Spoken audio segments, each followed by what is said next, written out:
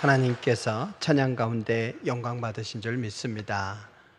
서로 이렇게 평화 인사를 나누실까요? 눈을 부릅뜨시고 할렐루야 졸면 죽습니다. 인사하세요. 졸면 죽는다. 이것은 사실은 군대 전방 초소에 붙여 있는 거예요. 그래서 졸면 인민군이 와서 조는 사이에 목을 따간다. 이래서 경계해야 되는 것이고, 사실은 초병이 졸면 그 뒤에 믿고 잠을 자는 병사들 부대 모두가 위험하게 되지 않습니까? 오늘날은 근데 이 졸면 죽는다는 말 다양하게 사용이 됩니다. 그래서 위험한 작업장에서 일할 때에 졸다가 큰일 나죠. 방심하다 큰일 나죠. 그런가 하면 운전할 때도 위험 구간에 보면 졸면 죽음 이런 식으로 써놓는 것도 있어요. 경고의 의미이죠. 그러면 정보통신 산업이 굉장히 빠른 속도로 발전하기 때문에 그런 그 관련 회사에서도 졸면 죽는다, 즉 잠시만 방심하면 글로벌 경쟁에서 뒤떨어지게 돼 있다, 이런 경각심을 주는 의미에서 사용하기도 합니다. 근데 졸면 죽는다, 전방에서 조는 사이에 적군이 와서 목을 따가는 일 없을지 모르지만 교회에서는 죽는 일이 발생해요. 조심하셔야 됩니다. 오늘 말씀해 보니 유두고가 죽는 사건이 발생하지 않았습니까? 그래서 많은 사람들이 유두고를 생각하기를 잘못된 예배의 모델로 삼아요. 그래서 유두고 같이 예배 드리면 안 된다, 이러다 보니 듣는 유두고 이 말을 들을 때마다 억울한 거예요. 사람들이 유두고를 평가할 때에 대체로 이렇게 평가하죠. 유두고가 왜 졸았냐? 말씀 듣는데 집중하지 않았기 때문이라는 거예요. 딴 생각하면서 듣고 또 멍 때리다가 듣고 이러니 말씀의 맥락을 놓칩니다. 지금 사도 바울이 드로아라고 하는 곳에서 거기에서 머물면서 사람들에게 말씀을 전하고 있고요. 말씀을 전하다는 지금 마지막 밤입니다. 이제 그 다음날 날이 새게 되면 바울은 떠나게 돼요. 그 바울이 떠나게 되니까 모두가 안타까운 마음으로 주옥 같은 말씀을 조금이라도 더 들어보겠노라 이러고 있는데, 그 귀한 시간에 집중하지 않으니 말씀을 놓치게 되고, 말씀을 놓치니 은혜도 안 되고 재미도 없고 이해도 안 되고, 그러다 보니 졸리고 졸리다 보니 죽음에 이르렀다 이거죠. 이렇게 말씀에 집중하지 않을 때에 또 너는 말씀을 전해라, 나는 안 받아들인다, 이런 경우도 있지 않습니까? 제가 군에 있었지만은 그 병사들이 은혜를 사모하는 마음으로 오기도 하지만 선임병이 가자고 하니까, 지휘관이 가라고 하니까 억지로 온 애들이 있어요.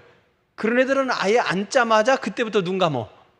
참 힘들어요. 그러면 그런 아이들과 같은 상황이라면 아무리 명설교자가 전한다 할지라도 들어가질 않지요. 그러니까 유두고의 잘못이다 이거예요. 그런가 하면 유두고에 대해서 평가하기를 피곤을 관리하는 데 실패했다 이거예요. 예배 드리려면 그 전날로 떼야 돼요. 일찍 좀 주무시고 무리하지 않고 이래야 예배를 집중할 수 있는데 무리했지 않냐 이거죠. 요즘같이 또 올림픽 시즌 또 반대쪽에서 하다 보니 재밌는 걸 꼭 새벽 3시에 안 해. 봐야 돼 말아야 돼요.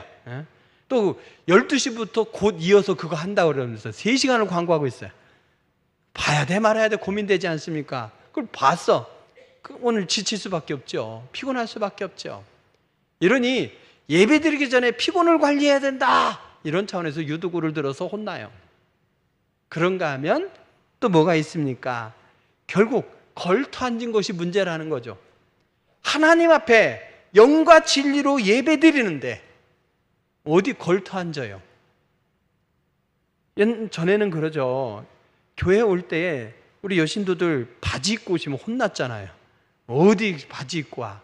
어른 남자분들도 어때요? 우리 이석훈 장로님처럼 딱 넥타이 매고 가장 바른 자세로 오셔야 돼요. 어디 난방바람으로 티셔츠 바람으로 옵니까?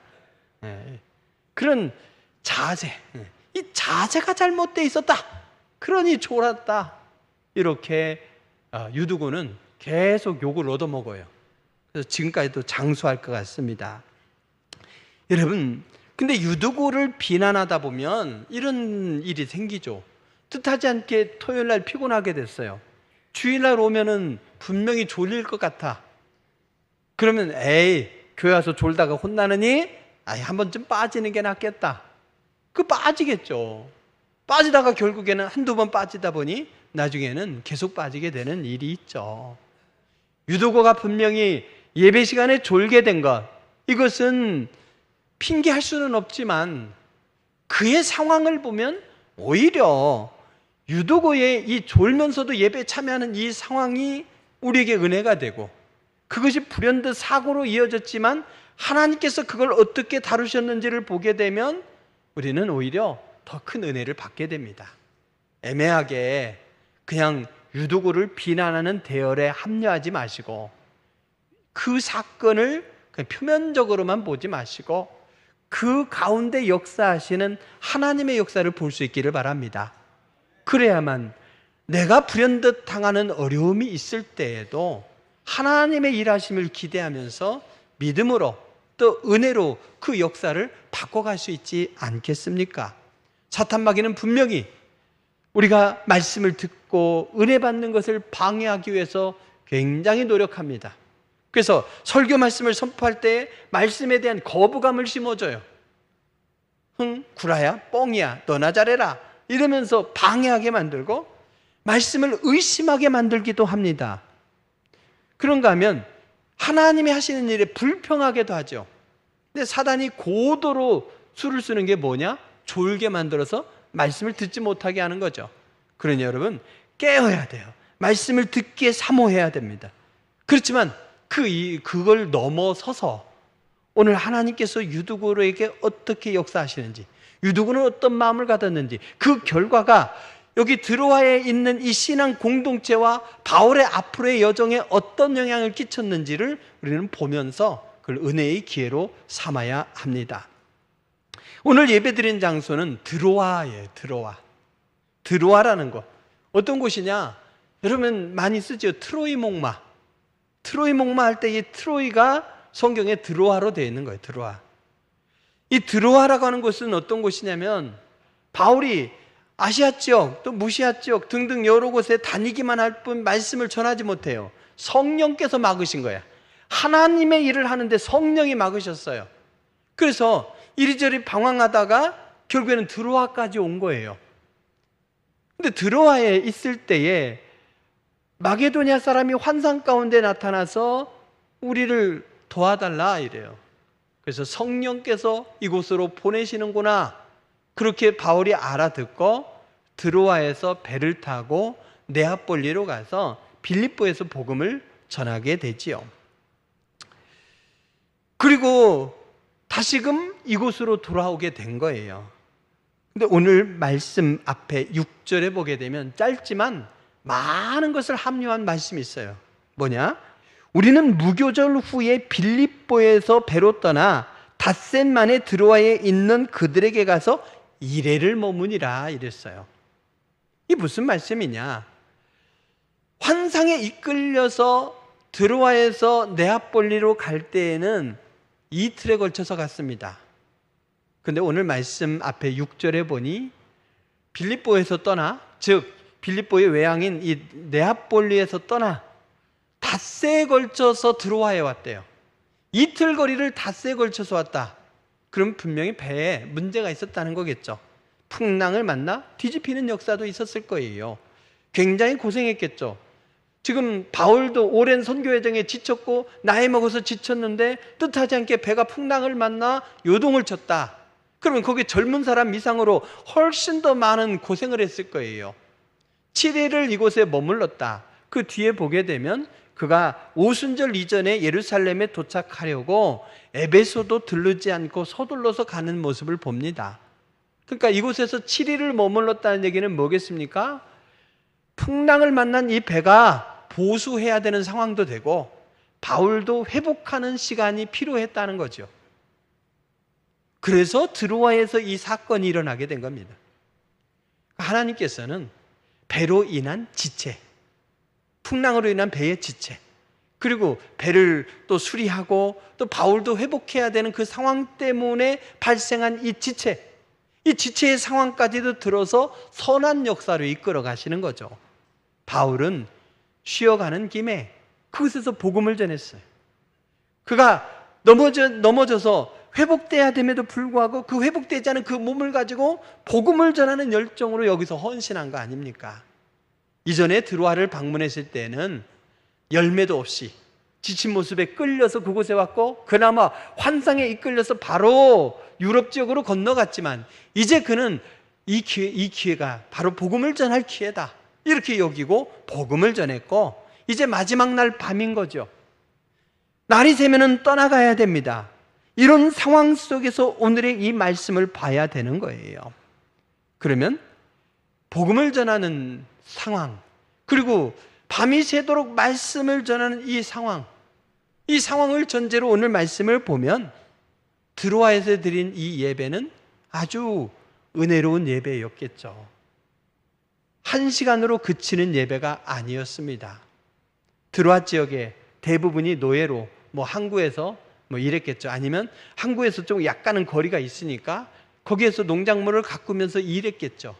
그리고 그들은 지금 한 주의 첫날, 즉 무슨 말이냐면 안식일이 끝난 첫날, 오늘로 말하면 주일날인 거죠. 이날 낮에 모일 수가 없어요. 노예는 쉬는 날이 없으니까. 그래서 저녁에 그들이 함께 모여서 마지막 밤을 보내며 바울은 강론하고 있습니다. 일방적으로 선포하는 말씀이 아니라 청중과 가까이 있으면서 또 필요한 말씀을 전하고 또 거기 있는 청중들이 궁금한 거, 진리에 대해서 모르면 그 답변해주고 하면서 시간 가는 줄 모르고 은혜로운 시간을 보내고 있는 것이죠. 얼마나 소중한 시간이겠습니까? 그러니 거기에는 유두고뿐 아니라 많은 사람들이 낮에 일에 피곤해요. 그리고 날이 새면 다시 일해야 돼. 그럼에도 불구하고 이 시간을 놓칠 수 없노라, 이 기회를 놓칠 수 없노라, 이 마지막 기회를 붙들고자 하는 심정으로 그들이 함께 모여 떡을 떼며, 즉 성찬을 하며 그들이 예배하고 있는 것이죠. 그런데 문제는 유두고입니다. 유두고도 역시 마찬가지로 그곳에서 함께 예배 드리는데 아마 그날따라 늦었나 봅니다. 그러니 이미 좁은 다락방, 3층 다락방에 자리가 꽉 찼고 또 겸사겸사해서 그가 창가에 걸터 앉았을 것으로 보입니다. 윗다락이라는 말, 이것은 오늘 3층으로 표현되고 있지 않습니까? 그래서 우리 한옥에 있는 기어 들어가야 되는 그런 다락이 아니에요. 이 당시 다락은 그냥 3층 집의 그 지붕은 비교적 낮은 그런 곳.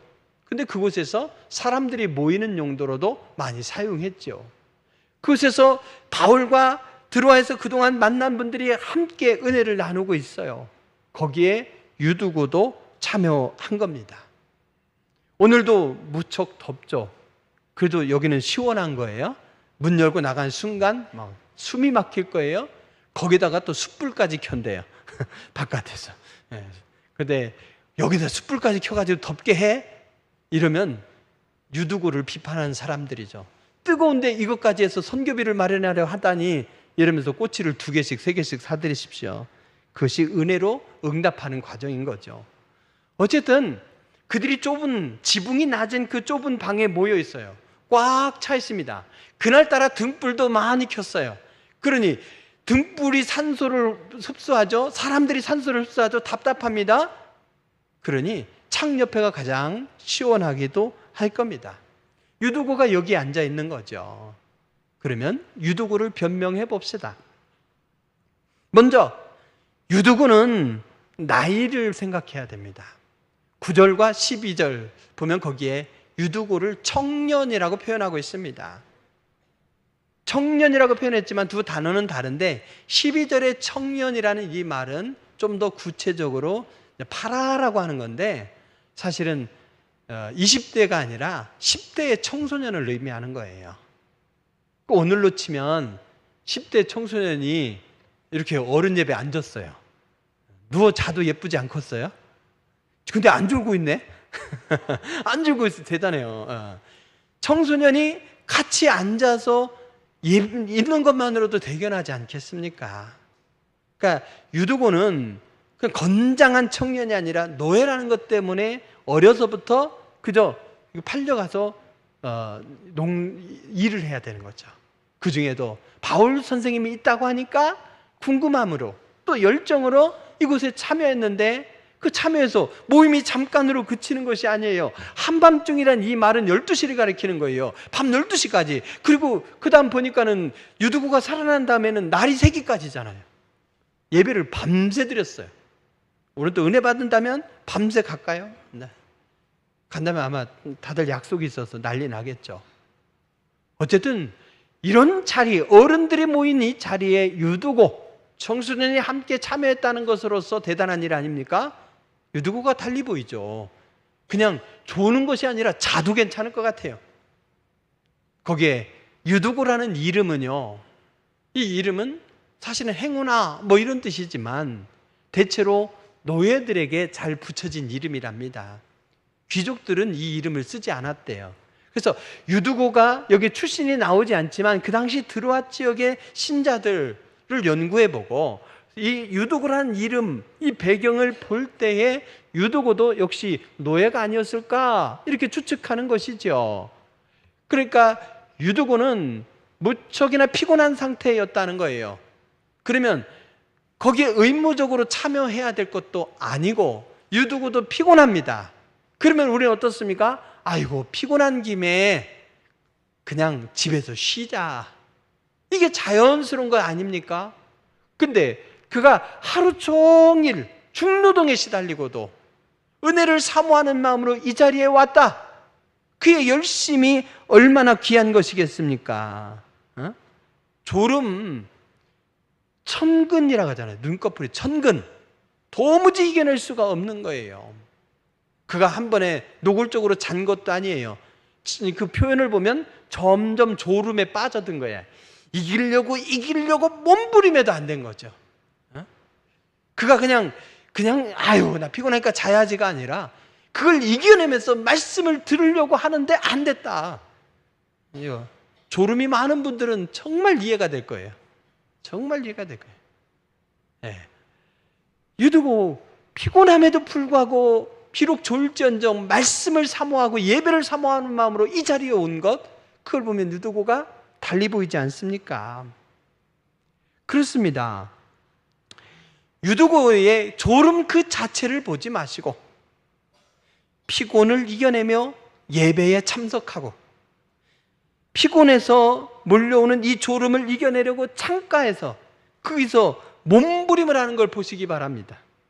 그러니까 우리는 유두고에게서 잘못된 예배의 사례가 아니라 그의 열정, 예배를 사모하는 마음, 결과적으로는 그것이 자신의 죽음과 공동체를 놀라게 하는 민폐로 이어졌을지 모르겠지만 아무것도 하지 않으면 아무 일도 일어나지 않는다면서 회피의 길로 가는 것이 아니라 뭔가 자신이 할 수 있는 것으로 해보려고 한 이 열정과 시도, 이걸 봐야죠.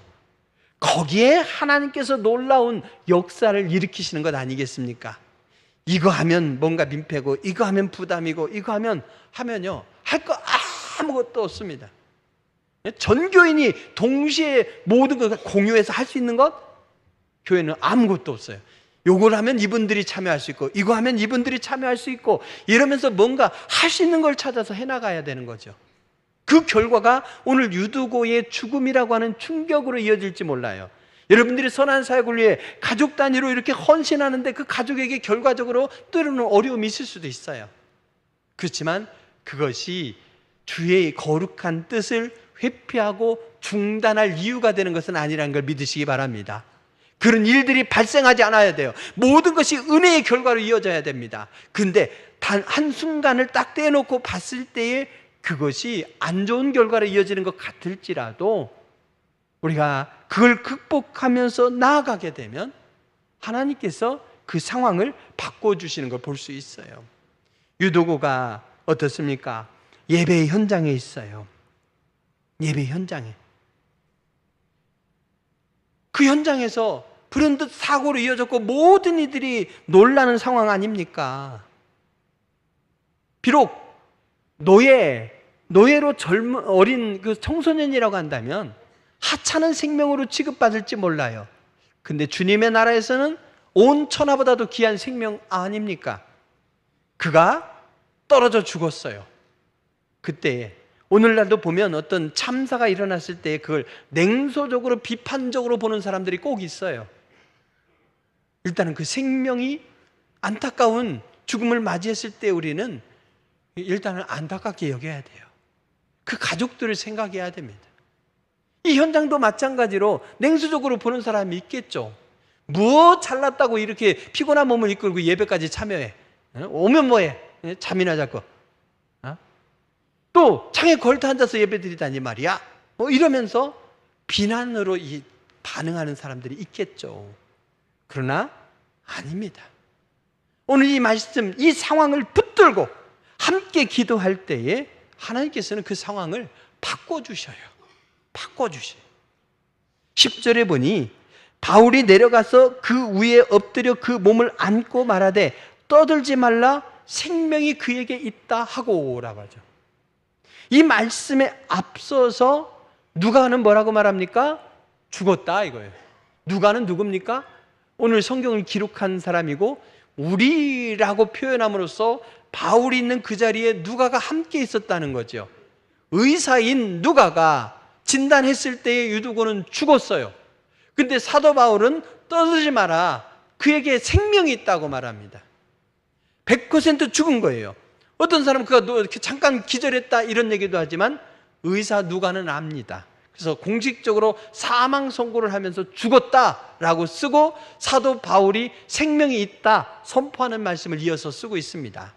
즉 뭔 말입니까?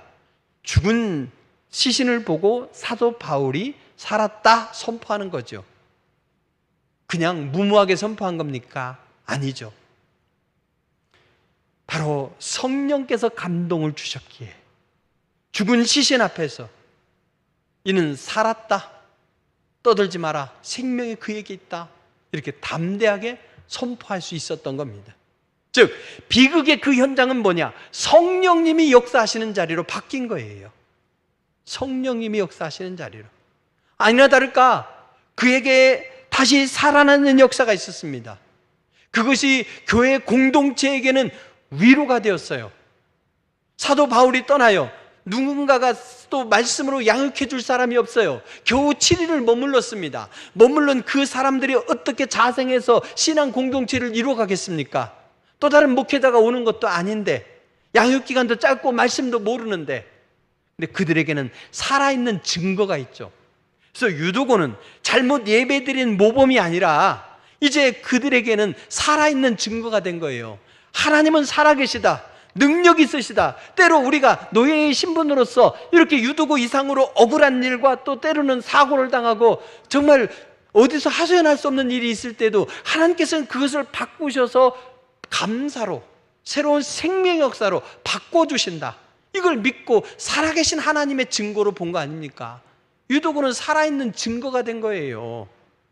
그런가 하면 사도 바울은 이후에 어떻게 됩니까? 오늘 말씀에 보면 아소로 갔다고 했어요. 아소.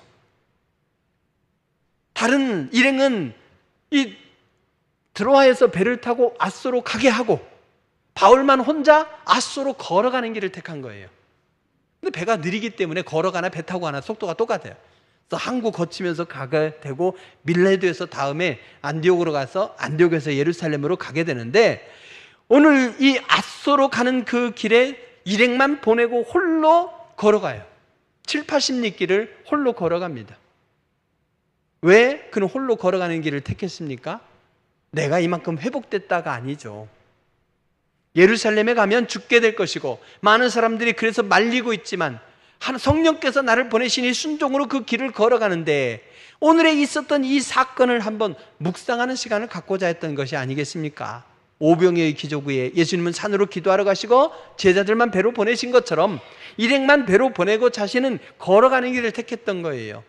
가는 동안 하나님께서 네아폴리로부터 이곳 드로아까지 오는 백길을, 이틀이면 되는 길을 5일 동안 고생하게 하신 것, 그 후유증 때문에 또 드로아에서 7일을 머물게 하신 것, 한참 은혜로운 그 현장에 들어와가 여기에 있는 이 귀한 청년이 죽는 이 사건, 죽었다가 살아난 이 사건, 이 하나하나가 의미하는 것이 뭘까? 하나님께서는 지금도 살아계시고 성령으로 역사하시고 내가 가는 그 길에 많은 장애물이 있을지라도 하나님께서는 그 길에 동행하시면서 이걸 풀어주실 거다. 이런 확신을 갖는 무장과 정리의 시간이 아니었겠습니까? 사랑하는 성도 여러분, 우리가 헌신하는 그 현장에 때로는 우리 가족이 의도치 않게 어려운 일을 당할 수 있어요. 왜 하필 나에게 이런 일이? 이러면서 원망할 필요 없습니다. 하나님은 선하시고 하나님은 나를 향한 위대한 계획을 가지고 계시고 하나님은 모든 것이 합력하여 선으로 이끌어 가시는 분임을 믿는다면 잠시 그런 어려운 일을 만날지라도 그 어려운 상황조차도 바꿔서 이것이 극복되었을 때에는 선한 열매로 이어진다는 것을 확신하시기 바랍니다. 그 확신을 가지고 여러분의 문제를 다루시기 바랍니다. 그랬을 때 이 청년 유두구의 이 죽음을 들어와 신앙 공동체의 믿음을 견고하게 하시고 그들에게 살아있는 증거를 바꾸시고 바울에 가는 그 여정 속에서 하나님께서 친히 동행하시면서 놀라운 열매로 이끄실 것을 확신하는 계기로 삼으신 것처럼 우리 인생도 그렇게 놀랍게 변화시켜 줄 줄 믿습니다. 그러므로 여러분, 우리가 예배로 승리하시되 예배로부터 출발하는 우리의 삶 속에 주님이 항상 동행하시고 모든 것을 심지어는 우리들이 경험하게 되는 난관까지도 바꾸셔서 역사하시는 주님을 믿고 승리로 살아가는 여러분 되시길 주의 이름으로 축원드립니다. 기도하시겠습니다. 귀하신 아버지 하나님 감사합니다. 모든 상황조차도 주님께서는 그 어려움을 만나는 상황조차도 바꾸셔서 선한 역사로 이어가시는 것을 오늘 말씀을 통해 확신하게 하시니 감사드립나이다. 그러므로 눈앞에 펼쳐지는 일, 특별히 선한 일을 하다가 당하게 되는 어려움 속에서 당황하거나 두려워하거나 낙심하지 않게 하시고 오히려 기도하며 하나님의 일하심을 기대하는 기회로 삼을 수 있도록 도와주시옵소서. 날마다 우리와 동행하시는 성령님을 믿고 담대하게 의의 길을 걸어가고 소망의 길을 걸어가고 사명의 길을 걸어가는 우리가 되길 원하오며 예수님의 이름으로 기도합니다. 아멘.